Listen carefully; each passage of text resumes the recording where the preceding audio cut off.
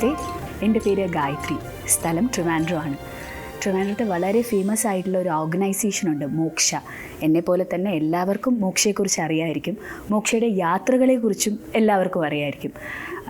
തിരക്കുകൾ കാരണം എനിക്ക് അവരുടെ യാത്രയായിട്ട് അസോസിയേറ്റ് ചെയ്യാൻ പറ്റിയിട്ടില്ല. പക്ഷേ ഇന്ന് ഭാഗ്യവശാൽ മോചിത ചേച്ചിയായിട്ട് കുറച്ച് നേരം സംസാരിക്കാൻ എനിക്കൊരു അവസരം ലഭിച്ചു. അപ്പോൾ ഞാൻ വിചാരിച്ചു, എനിക്കുള്ള സംശയങ്ങളും നിങ്ങൾക്കറിയാൻ ആവശ്യമുള്ള അല്ലെങ്കിൽ നിങ്ങൾക്കറിയാൻ ആഗ്രഹമുള്ള കുറച്ച് കാര്യങ്ങളും ചോദിച്ചു മനസ്സിലാക്കാമെന്ന്. അപ്പോൾ ഞാൻ ചോദിക്കട്ടെ? ആദ്യം നമസ്കാരം. എന്താണ് moksha? What exactly is journey to self? Journey to the self, അതിൻ്റെ വാക്ക് പറയുന്ന പോലെ തന്നെ നമ്മളിലേക്കൊരു യാത്ര. ശരിക്കും എല്ലാം ഒരു യാത്രയാണ്. നമ്മളുടെ ജീവിതം ആരംഭിക്കുന്നത് മുതൽ നമ്മളിങ്ങനെ ട്രാവൽ ചെയ്തുകൊണ്ടേയിരിക്കുകയാണ് പല പല എക്സ്പീരിയൻസസിലൂടെ. ഈവൻ തോട്ട്സ് പോലും ഒരു യാത്രയാണ്, ഒരു ജേർണിയാണ്. അപ്പോൾ ഈ യാത്ര അല്ലെങ്കിൽ ജേർണി എന്ന് പറയുന്ന വാക്കിൽ നിന്ന് ഒരു മനുഷ്യനും മാറി നിൽക്കുന്നില്ല. നമ്മളിപ്പോൾ ഏതെങ്കിലും ഒരു വാഹനത്തിൽ കയറി അല്ലെങ്കിൽ ഒരു സ്പെഷ്യൽ ഡെസ്റ്റിനേഷനിലേക്ക് പോകുമ്പോൾ മാത്രമല്ല യാത്ര ഉണ്ടാവുന്നത്, എപ്പോഴും ഒരു യാത്ര സംഭവിച്ചുകൊണ്ടേയിരിക്കുകയാണ്. ഇൻഫർമേഷൻസിൽ നിന്ന് ഇൻഫർമേഷനിലേക്കൊരു യാത്ര, റിലേഷൻഷിപ്പുകളാണെങ്കിൽ അതൊരു യാത്ര, ഒക്കെ യാത്രയാണ്. അപ്പോൾ ഇത് നമ്മളിലേക്ക് ഇടയ്ക്ക് നമ്മളിങ്ങനെ പുറത്തുള്ള ലോകത്തിലെ എല്ലാ കാഴ്ചകളിലേക്കും അല്ലെങ്കിൽ എല്ലാ സന്ദർഭങ്ങളിലേക്കും ഇങ്ങനെ യാത്ര നടത്തി ചില പർട്ടിക്കുലർ സമയങ്ങളിൽ അല്ലെങ്കിൽ സന്ദർഭങ്ങളിൽ നമ്മളെ മറന്നു പോകാൻ തുടങ്ങും. അവിടെയാണ് നമ്മളിലേക്കൊരു യാത്ര ആയി വരുന്നത്. അപ്പോൾ മോക്ഷയുടെ യാത്രകൾ അവനവനെ കണ്ടെത്തുക എന്നുള്ളതാണ് ആദ്യം. ഇപ്പോൾ ഓരോരോ ഡെസ്റ്റിനേഷൻസിനും ആ ഡെസ്റ്റിനേഷൻസിൻ്റെതായ പ്രത്യേകതകളുണ്ട്. പക്ഷേ ഈ പ്രത്യേകതകളെല്ലാം ഉള്ളപ്പോഴും യാത്ര ചെയ്യണം ഞാൻ തന്നെയാണ്. എന്നെ ആ സ്ഥലം എങ്ങനെയാണ് ആനന്ദിപ്പിക്കുന്നത്, അല്ലെങ്കിൽ ആ സ്ഥലത്ത് എന്താണ് എനിക്ക് വേണ്ടി കരുതിയിട്ടുള്ളത് എന്നുള്ളൊരു അന്വേഷണം ഓരോ വ്യക്തിയും നടത്തേണ്ടതാണ്. അപ്പോൾ അതിനുവേണ്ടി തയ്യാറാക്കുന്ന യാത്രകളായിരിക്കണം മോക്ഷയുടെ യാത്രകൾ എന്നുള്ളത് കൊണ്ടാണ് മോക്ഷ ജേർണി ടു ദ സെൽഫ് എന്ന് പേര് വെച്ചിരിക്കുന്നത്. അപ്പോൾ നമ്മൾ ഡെസ്റ്റിനേഷനിലേക്കല്ല യാത്ര, ഒരു യാത്രയും അതിൻ്റെ ഡെസ്റ്റിനേഷനിലേക്കല്ല, പക്ഷെ നമ്മളിലാണ് നമ്മളിലേക്ക് യാത്ര. അതാണ് മോക്ഷയുടെ യാത്രകളുടെ പ്രത്യേകത. അതുകൊണ്ടാണ് അങ്ങനെ ഒരു പേര് തന്നെ വിചാരിച്ചിരിക്കുന്നത്. അപ്പോൾ മോക്ഷയുടെ ഇപ്പോൾ ഉള്ള യാത്രകൾ ഏതൊക്കെ ഡെസ്റ്റിനേഷനിലേക്കാണ്? ഡെസ്റ്റിനേഷൻസ് ശരിക്കും പറഞ്ഞാൽ അങ്ങനെ നേരത്തെ ഒന്നും അങ്ങനെ പ്രിപ്പയർ ചെയ്തിട്ടുള്ള യാത്രകളായിരുന്നില്ല. ആദ്യം നമ്മൾ പറയില്ലേ, ഒരു കോൾ എന്ന് പറയില്ലേ, നമ്മളെ ഇങ്ങനെ നയിക്കുന്നൊരു ഡിവൈൻ എനർജി ഈ പ്രപഞ്ചത്തിലുണ്ട്. അത് നിസ്സംശയം പറയാവുന്ന കാര്യമാണ്. ആ എനർജിയാണ് നമ്മളെ ഓരോന്നിനും ചിന്തിപ്പിക്കുന്നതും ഓരോ കാര്യങ്ങൾ പ്രവർത്തിപ്പിക്കുന്നതും ഒക്കെ. അങ്ങനെ വിശ്വസിക്കുന്ന ആളാണ് ഞാൻ. അപ്പോൾ ആ എനർജി ഉള്ള സ്ഥലങ്ങളിൽ നിന്ന് നമുക്കൊരു കോൾ വരും, അവിടേക്ക് പോവുക എന്നുള്ളതാണ് നമ്മളുടെ ആദ്യത്തെ. അപ്പോൾ അതുകൊണ്ട് തന്നെ മോക്ഷയ്ക്ക് ശരിക്കും പറഞ്ഞാൽ യാത്രകൾ നേരത്തെ പറയുക അല്ലെങ്കിൽ നേരത്തെ അറിയിച്ച് പ്ലാൻ ചെയ്യുക, ഇങ്ങനെയൊന്നും ഉണ്ടായിരുന്നില്ല ആദ്യം. ഒരു കോൾ വരുന്ന സമയത്ത് അപ്പോൾ അറിയുന്നവരെ അറിയിക്കും, ഞാൻ ഇങ്ങനെ പോയാലോ, അങ്ങനെ പോയി തുടങ്ങിയാണ് ഈ യാത്രകൾ ഓരോ സ്ഥലങ്ങളിലേക്ക് തീരുമാനിക്കപ്പെട്ടത്. പക്ഷേ ഇപ്പോൾ വെച്ചാൽ വൃന്ദാവനം, ഒരുപാട് പേര് മോക്ഷയോടൊപ്പം യാത്ര ചെയ്യാൻ ആഗ്രഹിക്കുന്ന സ്ഥലങ്ങളിൽ ഒന്ന് വൃന്ദാവനം. അപ്പോൾ വൃന്ദാവനം കൃത്യമായിട്ട് നമ്മൾ വർഷത്തിൽ ഇത്ര തവണ പോകാം എന്നുള്ള, കാർത്തിക മാസത്തിൽ പ്രത്യേകിച്ചും പിന്നെ ഹോളിയുടെ സമയത്തും. അപ്പോൾ അങ്ങനെ 2 ഐശ്വര്യപൂർണ്ണമായിട്ടുള്ള മാസങ്ങളാണ് വൃന്ദാവനത്തിൽ പോകാൻ ഉചിതമെന്ന് പഴമക്കാർ പറഞ്ഞിട്ടുണ്ട്. അപ്പോൾ അതിനനുസരിച്ച് ആ 2 മാസങ്ങളിലും വൃന്ദാവനത്തിലേക്ക് പോവുക. പിന്നെ കാശിയിലും അതേ സമയത്ത് തന്നെയാണ്, കാർത്തിക മാസത്തിൽ തന്നെയാണ് കാശിയിലും വിശേഷം, കാശിയിലേക്ക് പോവുക. പിന്നെ അതുപോലെ തന്നെ കാമാഖ്യയിൽ നവരാത്രികൾ കഴിഞ്ഞിട്ടൊരു ഗുപ്തഭാവത്തിൽ ഈശ്വര ആരാധനകൾ നടക്കുന്ന സമയം, ആ സമയം സെലക്ട് ചെയ്ത് കാമാഖ്യയിലേക്ക് പോവുക. അങ്ങനെ 1-2 സ്ഥലങ്ങളിപ്പോൾ എല്ലാ വർഷവും സ്ഥിരമായി പോകുന്നൊരു ഇതിലേക്ക് വന്നിട്ടുണ്ട്. പക്ഷേ പലപ്പോഴും യാത്രകൾ സംഭവിക്കുന്ന ആ ഒരു വിളി അതിന് അനുസരിച്ച് തന്നെയാണ്. ഇപ്പോൾ മോക്ഷയുടെ വൃന്ദാവന യാത്ര വളരെ ഫേമസ് ആയിട്ടുള്ളൊരു യാത്രയാണ്. ഇപ്പോൾ മോക്ഷയുടെ ഫ്രേസ് എന്ന് പറയുന്നത് ജേർണി ടു ദ സെൽഫ് എന്നാണ്. ആ ജേർണി ടു ദ സെൽഫും വൃന്ദാവന യാത്രയും എങ്ങനെ കണക്ട് ചെയ്യാൻ പറ്റും? വൃന്ദാവന യാത്ര ഇത്രയും ഒരു പ്രശസ്തി നേടാൻ കാരണം അതിൽ യാത്ര ചെയ്ത ആളുകളുടെ മനസ്സാണ്. ഓരോരുത്തരും ആ മനസ്സുകൊണ്ട് അതിന് തയ്യാറായി വന്നു, അവർക്കത് പൂർണ്ണമായിട്ട് അനുഭവിക്കാൻ പറ്റി. നമ്മളുടെ മോക്ഷയുടെ വൃന്ദാവന യാത്രയുടെ പേര് ഭഗവത് അനുഭവ സഞ്ചാരം എന്നാണ്. അപ്പോൾ ജേർണി ടു ദ സെൽഫ് എന്ന് പറയുന്നതും ഈ ഭഗവത് അനുഭവ സഞ്ചാരവും ശരിക്കും ഒന്ന് തന്നെയാണ്. 2 വാക്കുകൾ നമ്മൾ ഉപയോഗിക്കണമെന്നേ ഉള്ളൂ. അപ്പോൾ ഭഗവാൻ ശ്രീകൃഷ്ണൻ എത്രയോ വർഷങ്ങൾക്ക് മുമ്പ് പല വർഷങ്ങൾ പറയാറുണ്ട്. 5000 വർഷങ്ങൾക്ക് മുമ്പ്, 6000 വർഷങ്ങൾക്ക് മുമ്പ്, അല്ലെങ്കിൽ 5250, 5500, ഇങ്ങനെ പല വർഷങ്ങൾ പറയാറുണ്ട്. അത്രയും കാലങ്ങൾക്ക് മുൻപ് ജീവിച്ചിരുന്നു എന്നുള്ള അതുമായി ബന്ധപ്പെട്ട ഐതിഹ്യങ്ങളും കഥകളും ഒക്കെയാണ് നമ്മൾ കേൾക്കുന്നത്. പക്ഷേ അതിനേക്കാൾ കൂടുതൽ ഇന്നും എന്നും എല്ലാ കാലത്തും നമുക്ക് മുന്നിൽ പ്രത്യക്ഷപ്പെട്ട് നമുക്കൊരു സുഹൃത്തിനെ വേണ്ട സമയത്ത് സുഹൃത്തായിട്ട്, ഒരു ഗുരുവിനെ വേണ്ട സമയത്ത് ഗുരുവായിട്ട്, ഒരു പാർട്ട്ണറെ വേണ്ട സമയത്ത് അതായിട്ട്, അങ്ങനെ എല്ലാ തരത്തിലും നമുക്കൊപ്പം നിൽക്കാൻ പറ്റുന്ന, അല്ലെങ്കിൽ നമ്മൾക്ക് വേണ്ടുന്ന രീതിയിൽ നിൽക്കാൻ പറ്റുന്ന ഒരു സാക്ഷാൽ ചൈതന്യമാണ് ഭഗവാൻ ശ്രീകൃഷ്ണൻ. അത് ഏതോ കാലത്ത് ജീവിച്ചിരുന്ന അല്ല, ഇന്നും നിലനിൽക്കുന്നതാണ്. ആ നിലനിൽക്കുന്ന സത്യമാണ്. അത് എവിടെ നിൽക്കുന്നു എന്ന് ചോദിച്ചാൽ നമ്മുടെ ഹൃദയത്തിലാണ് നിലനിൽക്കുന്നത്. ഈ നമ്മുടെ ഹൃദയത്തിൽ നിലനിൽക്കുന്ന കൃഷ്ണനെ അറിയണമെങ്കിൽ നമുക്ക് വിശ്വാസം ഉണ്ടായാൽ പോരാ. വിശ്വാസങ്ങൾ ഉണ്ടാകുന്നിടത്തോളം കാലം നമുക്ക് സംശയങ്ങളുണ്ടാവും. എനിക്ക് കൃഷ്ണനെ വിശ്വാസമാണെങ്കിൽ ഞാൻ കൃഷ്ണനെ സംശയിക്കുകയും ചെയ്യും. അതേസമയം ഞാൻ കൃഷ്ണനെ അനുഭവിക്കുകയാണെന്ന്, എക്സ്പീരിയൻസ് ചെയ്യുകയാണ്. എന്താണ് കൃഷ്ണൻ, എന്താണ് കൃഷ്ണൻ പറഞ്ഞു തന്നത് എന്ന് എക്സ്പീരിയൻസ് ചെയ്താൽ പിന്നെ ഒരിക്കലും അത് മാറുന്നില്ല. അപ്പോൾ ആ എക്സ്പീരിയൻസ് ചെയ്യുക എന്നുള്ളതാണ് ഭഗവത് അനുഭവ സഞ്ചാരം. ഇതിനു വേണ്ടിയിട്ട് നമ്മൾ വൃന്ദാവന യാത്രയ്ക്ക് തയ്യാറാകുന്നതിന് മുന്നേ തന്നെ, പോകുന്നതിന് മുന്നേ തന്നെ ആളുകളെ അതിന് വേണ്ടിയിട്ടൊന്ന് തയ്യാറാക്കും. എങ്ങനെയാണ്, എന്താണ്, നമ്മളെങ്ങനെയും എപ്പോഴും ഒന്നും അറിയാത്തവരായിട്ടൊരു സ്ഥലത്തേക്ക് പോകുന്നതായിരിക്കും എപ്പോഴും നല്ലത്. നമ്മൾ ഒരുപാട് പേരുടെ എക്സ്പീരിയൻസസ് കേട്ട് അവർക്ക് അങ്ങനൊരു അനുഭവം ഉണ്ടായി, ഇവർക്ക് ഇങ്ങനൊരു അനുഭവം ഉണ്ടായി എന്നൊക്കെ പുസ്തകങ്ങൾ വായിക്കുകയോ വാക്കാൽ കേട്ടോ ഒക്കെ വൃന്ദാവന യാത്രയ്ക്ക് വന്നാൽ അവരുടെ യാത്രയായിരിക്കും നമ്മൾ ചെയ്യുന്നത്. നമ്മളുടെ യാത്ര സംഭവിക്കണമെങ്കിൽ നമ്മളിതിനെക്കുറിച്ച് ഒക്കെ വായിക്കണം, ഒക്കെ അറിയണം. എന്നാൽ അതൊന്നും അല്ലാതെ നമ്മൾ വരണം. അങ്ങനെയാണ് എല്ലാവരോടും ഞാൻ പറയാം, മോക്ഷയുടെ യാത്രയ്ക്ക് വരുന്നതിന് മുന്നേ തന്നെ പറയാം, ഒഴിഞ്ഞ കപ്പായിട്ട് വരിക. എന്നിട്ടാണ് യാത്ര തുടങ്ങുക. യാത്ര തുടങ്ങി അവിടെ ചെല്ലുന്ന ഓരോരോ ഘട്ടങ്ങളിലും ആദ്യം ചിലപ്പോൾ ഒരു 1-2 ദിവസങ്ങളിലൊന്നും നമുക്ക് അതുമായിട്ടൊന്നും ചേർന്ന് വരാൻ വലിയ ബുദ്ധിമുട്ടാണ്. കാരണം പ്രത്യേകിച്ച് കേരളത്തിൽ നിന്ന് പോകുന്നവർക്ക് ആ ടെറൈൻ എന്ന് പറയുന്ന ആ ഒരു വേറൊരു സ്ഥലമാണ് ഉത്തർപ്രദേശ്. അപ്പോൾ അതിൻ്റെ ഒരു രീതികൾ, പിന്നെ വല്ലാണ്ട് ഹോണടിക്കുന്ന വാഹനങ്ങൾ, ഇടുങ്ങിയ ഗലികൾ, തിരക്കെന്ന് പറഞ്ഞാൽ നമുക്ക് ഇമാജിൻ ചെയ്യാൻ പറ്റുന്നതിനപ്പുറത്ത് തിരക്കാണ്. അപ്പോൾ ഇവിടെയൊക്കെയാണ് നമ്മൾ പതിയെ ആ വൃന്ദാവനം, ഭഗവത് കാലത്തെ വൃന്ദാവനം, ഈ വൃന്ദാവനത്തെക്കുറിച്ചുള്ള ചില ചിന്തകൾ, ചില തോന്നലുകൾ, ചില ധാരണകൾ, ഇതൊക്കെ ഇങ്ങനെ പറഞ്ഞു കൊടുത്ത് മെല്ലെ യാത്ര ചെയ്യുന്ന ആ വൃന്ദാവനത്തിൻ്റെ ഓരോരോ അണുവിലേക്കും. ശരിക്കും ഇത് പുറത്തുള്ള യാത്രയല്ല, ഇത് അകത്ത് സംഭവിക്കുന്നതാണ്. ഈ കൃഷ്ണൻ എന്താണ് നമുക്ക് വേണ്ടി പറഞ്ഞു തന്നത്, കൃഷ്ണൻ ചെയ്തിരിക്കുന്ന ഓരോ ലീലകളും ശരിക്കും പറഞ്ഞാൽ അത് ആ ഒരു കാലത്ത് ഏതെങ്കിലും ഒരു അസുരനെ നിഗ്രഹിക്കുവാനോ അല്ലെങ്കിൽ അന്നത്തെ ആ സംഭവം കടന്നു പോകാനോ വേണ്ടിയിട്ടല്ല. ഈ 5250 വർഷങ്ങൾ കഴിഞ്ഞ് ഇന്നും ഇനി ഒരു 5000 വർഷം കഴിഞ്ഞാൽ അന്നും ഉപയോഗപ്പെടുന്ന രീതിയിലുള്ള ചിന്തകളാണത്. അതിനെല്ലാം പിന്നിൽ ഓരോ സന്ദേശങ്ങളുണ്ട്. ഈ സന്ദേശങ്ങൾ പതിയെ കമ്മ്യൂണിക്കേറ്റ് ചെയ്ത് ഓരോ ദിവസമായിട്ട് ഒരു 3-മത്തെയോ 4-മത്തെയോ ദിവസമാകുമ്പോൾ, 3-മത്തെ ദിവസം കൊണ്ട് തന്നെ സംഭവിക്കും, ഇല്ല എങ്കിൽ 4-മത്തെ ദിവസത്തോടു കൂടി ഈ വൃന്ദാവനം, ഈ പുറത്ത് കാണുന്ന വൃന്ദാവനത്തെ അല്ലാതെ അതിൻ്റെ ആത്മാവിനെ നമ്മൾ കാണാൻ തുടങ്ങും. ഇതെന്തുകൊണ്ടെന്ന് വെച്ചാൽ ട്രാൻസ്ഫോർമേഷൻ സംഭവിച്ചത് ആ സ്ഥലത്തിനല്ല, നമുക്കാണ്. നമ്മളുടെ ഉള്ളിലെ ആ ട്രാൻസ്ഫോർമേഷൻ നമുക്ക് ഭഗവത് അനുഭവ സഞ്ചാരങ്ങളിലേക്ക് നമ്മളെ കൊണ്ടുപോകും. അതാണ് മോക്ഷയുടെ വൃന്ദാവന യാത്രയുടെ ഒരു രീതി തന്നെ, യാത്ര ചെയ്യുന്ന രീതി തന്നെ വ്യത്യാസമാണ്. അമ്പലങ്ങളിൽ പോകുന്നതും ഒക്കെ, നമ്മളിപ്പോൾ ഒരുപാട് അമ്പലങ്ങൾ ഒരു ദിവസം കാണുക എന്നുള്ളത് മോക്ഷയുടെ ഒരു യാത്രയിലും എത്ര അമ്പലങ്ങൾ കൂടുതൽ കണ്ടു എന്നുള്ളതിനൊരു പ്രാധാന്യം കൊടുക്കണേ ഇല്ല. കുറേ അമ്പലങ്ങൾ ഒരു ദിവസം കൊണ്ട് 10-20 അമ്പലങ്ങൾ കാണുന്നതിനേക്കാൾ കൂടുതൽ ഒരൊറ്റ അമ്പലമാണെങ്കിൽ പോലും ആ അമ്പലത്തെ നമുക്ക് അതിൻ്റെ, അല്ലെങ്കിൽ ആ അമ്പലം ഇരിക്കുന്ന സ്ഥലം, അല്ലെങ്കിൽ അവിടുത്തെ മല, ആ പുഴ, അതിനെ നമുക്ക് അനുഭവിക്കാൻ പറ്റുമോ? അത് നമ്മളോട് പറഞ്ഞു തരുന്ന കഥകൾ, ഈ പ്രകൃതി പറഞ്ഞു തരുന്ന ഓരോ പുഴയും കഥ പറഞ്ഞു തരും, ഓരോ മരവും കഥ പറഞ്ഞു തരും. അത് കേൾക്കാൻ നമ്മൾ എത്രത്തോളം തയ്യാറായിട്ടുണ്ടോ, അങ്ങനെ കേൾക്കാൻ പറ്റിയോ, അത് കേട്ടാണോ ആ സ്ഥലത്തെ അറിഞ്ഞത്? ഇങ്ങനെയാണ് ഓരോ യാത്രയും. അത് വൃന്ദാവന യാത്ര എന്നല്ല, എല്ലാ യാത്രയും അങ്ങനെയാണ്. പക്ഷേ വൃന്ദാവന യാത്രയിൽ ഈ യമുനയുണ്ട് നമ്മളോടൊപ്പം, ഗോവർദ്ധനഗിരിയുണ്ട് നമ്മളോടൊപ്പം. ഇതൊക്കെ കൊണ്ട് ഒന്നുകൂടി ആൾക്കാർക്ക് കൂടുതലായിട്ട് നമ്മളൊന്ന് ശ്രമിക്കുമ്പോഴേക്കും അവർ ബാക്കിയൊക്കെ ചെയ്തു തന്നോളും. അങ്ങനെയാണ് വൃന്ദാവന യാത്ര അത്ര കാര്യമാകുന്നതും. പിന്നെ ഭഗവത് അനുഭവ സഞ്ചാരത്തിലൂടെ അത് ജേർണി ടു ദ സെൽഫ് ആവും. ഞാൻ ഈ പറഞ്ഞ പോലെ മോക്ഷയുടെ വൃന്ദാവന യാത്ര വളരെ ഫേമസ് ആണ്. എനിക്ക് തോന്നുന്നു ചേച്ചി ഓരോ പ്രാവശ്യം പോകുമ്പോഴും അത്ഭുതങ്ങൾ ഫീൽ ചെയ്യാൻ പറ്റുന്നുണ്ട്. അത് പലർക്കും, വരുന്നവർക്കും അത് എക്സ്പീരിയൻസ് ചെയ്യാൻ പറ്റുന്നുണ്ട്. ഇപ്പോൾ ഒരു വൃന്ദാവന യാത്രയ്ക്ക് മോക്ഷയോടൊപ്പം വരണമെങ്കിൽ എന്തൊക്കെയാണ് ആ ഒരു പ്രോസസ്സിലുള്ളതെന്നൊന്ന് പറയാമോ? യാത്രയ്ക്ക് തയ്യാറാവുക എന്ന് പറയുമ്പോൾ ശരിക്കും യാത്രയ്ക്ക് മുന്നേ തന്നെ ഒരു തയ്യാറാകലുണ്ട്. അതെന്താണെന്ന് വെച്ചാൽ നമ്മൾ നേരത്തെ പറഞ്ഞല്ലോ, ഈ ഒരു ഒഴിഞ്ഞ കപ്പാവുക എന്ന് പറയണേ. അതിപ്പോൾ എന്താ വെച്ചാൽ നമ്മളിപ്പോൾ എല്ലാവരും കൃഷ്ണഭക്തരാണ്, കൃഷ്ണ കഥകൾ ഒരുപാട് കേൾക്കുന്നവരാണ്, അല്ലെങ്കിൽ നാരായണീയം, ഭഗവത്ഗീത ഒക്കെ അറിയുന്നവരാണ്. ഈ അറിവെല്ലാം ഉണ്ടെങ്കിലും നമുക്കൊന്നും അറിഞ്ഞൂടാ കൃഷ്ണ എന്നുള്ള ഒരു തോന്നൽ വേണം മനസ്സിൽ. ഇതെല്ലാം എനിക്കറിയാം, ഇതെനിക്കറിയാവുന്നതാണല്ലോ, ഈ തോന്നൽ വൃന്ദാവനത്തിൽ ഒരു സ്ഥലത്തേക്ക് പോകുമ്പോഴും നമുക്ക് ഗുണം ചെയ്യില്ല. അതിനേക്കാൾ കൂടുതൽ നമ്മൾ എല്ലാം അറിഞ്ഞു വെക്കുക, പക്ഷേ എല്ലാം അങ്ങോട്ട് സമർപ്പിച്ചിട്ട് ഭഗവാനെങ്കിൽ സമർപ്പിച്ചിട്ട് യാതൊരു തരത്തിലുള്ള എന്താ പറയുക ആശങ്കയുമില്ലാതെ സംഘർഷവുമില്ലാതെ വരാം. ഞാനത് എല്ലാവരോടും പറയുന്നത് എപ്പോഴും യാത്രകൾക്ക് പോയാൽ അങ്ങനെ സംഭവിക്കുമോ ഇങ്ങനെ സംഭവിക്കുമോ, ഈ ഒരു ടെൻഷൻ്റെ ആവശ്യമില്ല. നമ്മളുടെ ജീവിതത്തിൽ നമ്മൾ ഈ ഇരിക്കുന്ന നിമിഷം എന്താണ് സംഭവിക്കുക, അടുത്ത നിമിഷം എന്താ സംഭവിക്കുക നമുക്ക് അറിയില്ലാത്ത അത്രയൊക്കെ അനിശ്ചിതത്വമേ ഒരു യാത്രയ്ക്കേ ഉള്ളൂ. അപ്പോൾ അതുകൊണ്ട് ആ ടെൻഷൻസൊക്കെ ഭഗവാൻ വിട്ടു കൊടുത്തിട്ട് വരാം.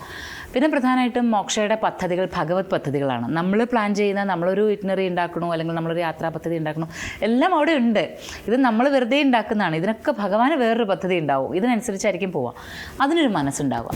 അത്തരമൊരു പദ്ധതി വരുമ്പോൾ അത് ഭഗവത് പദ്ധതിയാണ് എന്ന് സ്വീകരിക്കാൻ ഒരു ഓപ്പൺ ആയിട്ടുള്ള അങ്ങനൊരു മൈൻഡ് സെറ്റ് ഉള്ളവരാണ് മോക്ഷയുടെ യാത്രയ്ക്ക് കൂടുതലായി വരേണ്ടത്.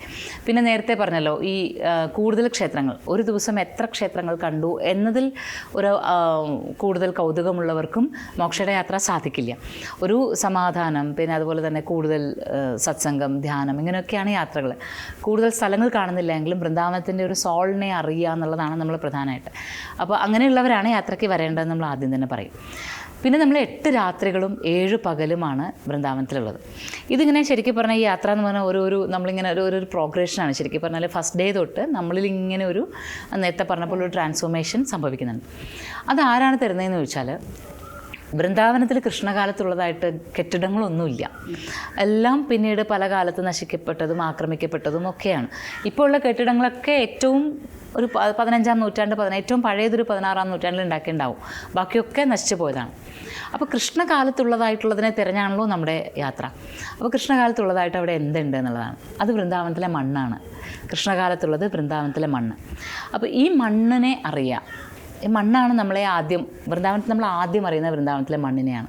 ഈ മണ്ണ് നമ്മളോട് പറയുന്നത് എത്രമാത്രം സബ്മിസീവ് ആവാൻ പറ്റുമോ, എത്രമാത്രം നമ്മൾ വേർതിരിവുകൾ ഇങ്ങനെ ഡിസ്ക്രിമിനേഷൻസ് ഇല്ലാതെ എല്ലാത്തിനെയും സ്വീകരിക്കാൻ പറ്റുമോ, അതുപോലെ നമ്മൾ എല്ലാത്തിനെയും സ്വീകരിക്കുക എന്നുള്ളതാണ്. മണ്ണ് എങ്ങനെയാണ്, എല്ലാവരും മണ്ണിൽ നടക്കുന്നുണ്ട്. മണ്ണിന് അങ്ങനെ ഒരു വേർതിരിവില്ലല്ലോ, ഇന്നയാൾ ഇന്നതുപോലെ നടക്കട്ടെ, വേറൊരാളങ്ങനെ നടക്കട്ടെ, അങ്ങനെയല്ലല്ലോ.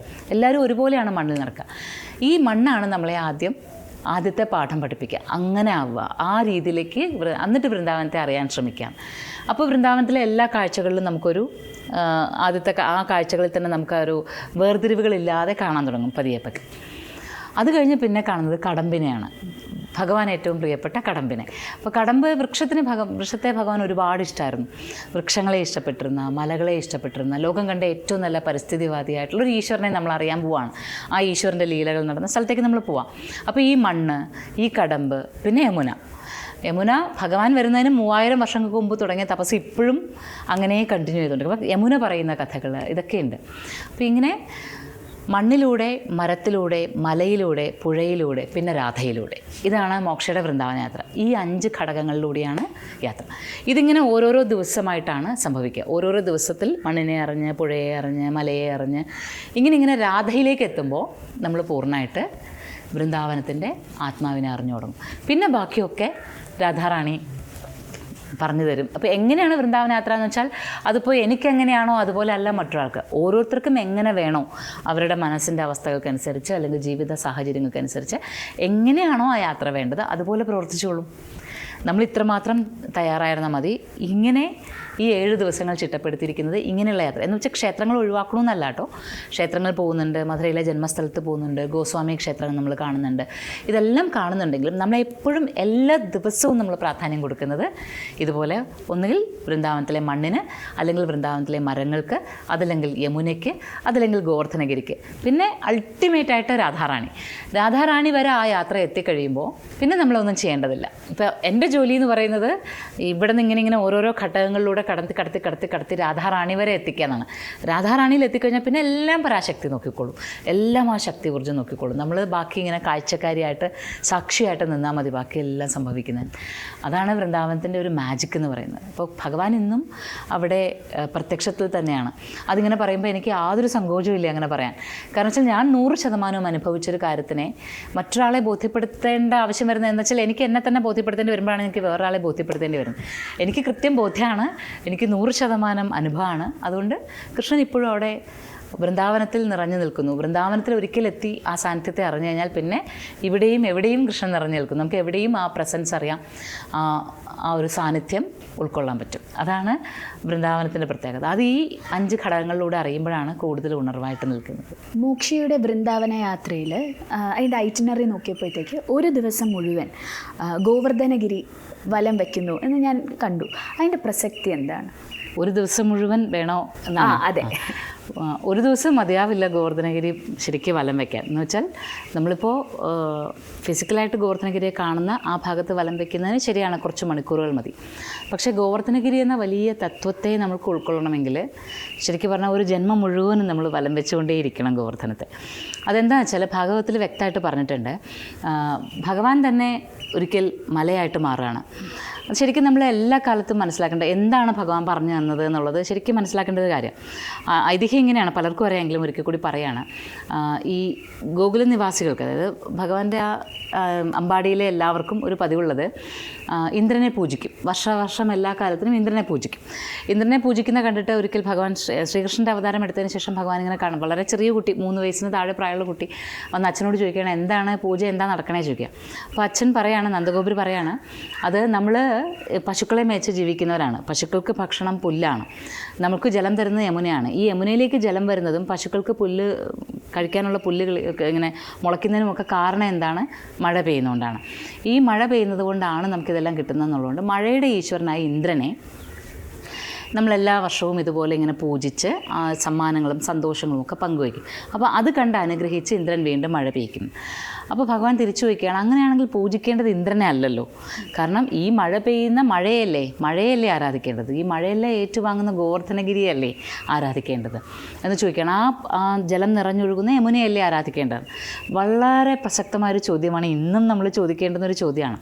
നമ്മൾ പലപ്പോഴും നമ്മളുടെ ഈ ഒരു ക്ഷേത്രങ്ങൾ അല്ലെങ്കിൽ ക്ഷേത്രങ്ങളുമായിട്ട് ബന്ധപ്പെട്ടിട്ടുള്ള നമ്മുടെ ആചാരങ്ങളിലൊക്കെ മാത്രം ഒതുങ്ങിപ്പോകുന്നു. പക്ഷേ ഈ ക്ഷേത്രങ്ങൾ എന്തുകൊണ്ട് അവിടെ നിലനിന്നു, അല്ലെങ്കിൽ ആ ക്ഷേത്രങ്ങളിൽ നിലകൊള്ളുന്ന ശക്തി എവിടെ നിന്ന് വന്നു എന്ന് നമ്മൾ നോക്കിയാൽ മനസ്സിലാവും. ഒന്നുകിൽ പുഴയിലൂടെ ഒഴുകി വന്നിട്ട്, അല്ലെങ്കിൽ ഒരു മരത്തിന് ചുവട്ടിൽ, അല്ലെങ്കിൽ ഒരു കാടിനുള്ളിലെ ശിലയായിട്ട്, ഇങ്ങനെയൊക്കെയാണ് ഈ വിഗ്രഹ സാന്നിധ്യങ്ങൾ വന്നിട്ടുള്ളത്. അപ്പോൾ ഇതൊക്കെ ശരിക്കും പ്രകൃതിയുമായി അത്രയും ബന്ധപ്പെട്ട് നിൽക്കുകയാണ്. അപ്പോൾ ഭഗവാൻ അന്നേ പറയണു, ആരാധിക്കേണ്ടത് പ്രകൃതിയാണ്.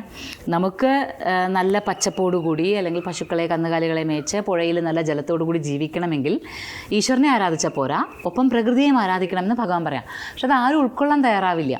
അപ്പോൾ എല്ലാവരും പറയുന്നത് അങ്ങനെ അത് ശരിയല്ല, ഞങ്ങൾ ഇന്ദ്രനെ പൂജിക്കുന്നത്, ഇന്ദ്രൻ കോപിച്ചാൽ മഴയാകും, അങ്ങനെയൊക്കെ പറയാം. അപ്പോൾ ഒരു തവണ ഇങ്ങനെ പൂജിച്ച് നോക്കുമെന്ന് ഭഗവാൻ വാശി പിടിക്കുക.